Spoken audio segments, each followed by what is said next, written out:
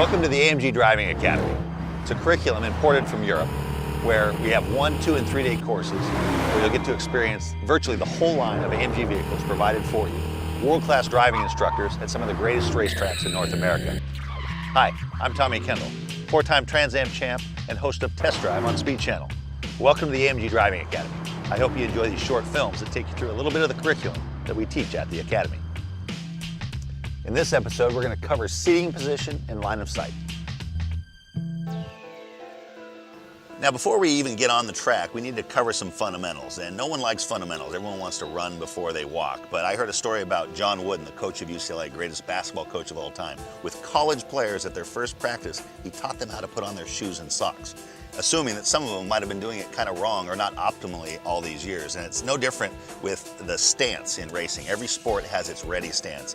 In driving, that's basically your seating position. So first thing you want to do is set the distance for your legs to the pedals. You want to have a nice bend in your knees so that when you're pushing hard on the brake pedal, you'll be able to generate the leverage. But also in a panic stop, the last thing you want is when you're trying to stop faster is have a straight leg and not have any more travel to push harder. The steering wheel here is too far away. What I want to do is you can either tilt the seat back up a little bit or use the telescope and bring it towards you. Your wrist should hit the top of the wheel, and that way when you bring your hands back here to 9 and 3, you'll have plenty of reach when your hand's at the top of the wheel. You won't be stretching.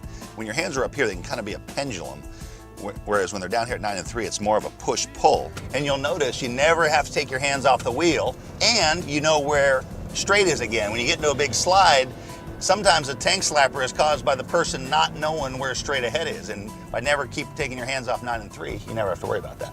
Another thing is with your thumbs locked on the top, and this is a really nicely designed wheel, when your thumbs are in here, you don't need to hold the steering wheel tight because you've got so much leverage on the wheel.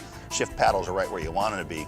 And one of the comments I hear most from my TV show is how relaxed we are when we're driving. We're doing these big power slides, high-speed corners, and so forth, and never holding the wheel tight. You'll also burn a lot more energy if you don't have a loose grip on the wheel. Speaking of energy, the dead pedal, this nice stainless steel plate over here where the left foot goes, that is actually one of your key points of bracing.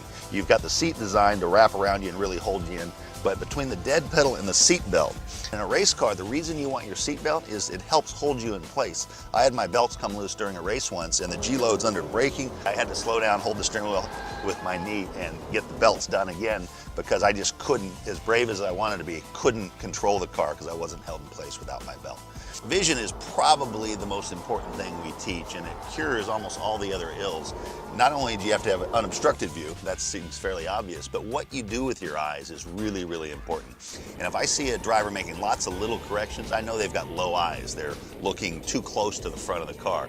If you're in a skid, you look where you want to go, not where the car is heading. We call that looking towards hope, not towards reality. Without doing anything else, the #1 way to improve your driving, if you get your eyes up, you get the information sooner, you tend to smooth out all your inputs. And it's, again, that's a habit that has to be developed because when the adrenaline goes up, the eyes go down. And so it's really something you have to work at.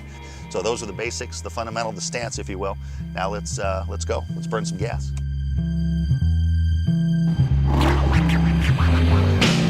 As if you didn't know, all the content was filmed on a closed course by professional drivers. Do not try this on public roads. Always wear your seatbelt and drive responsibly.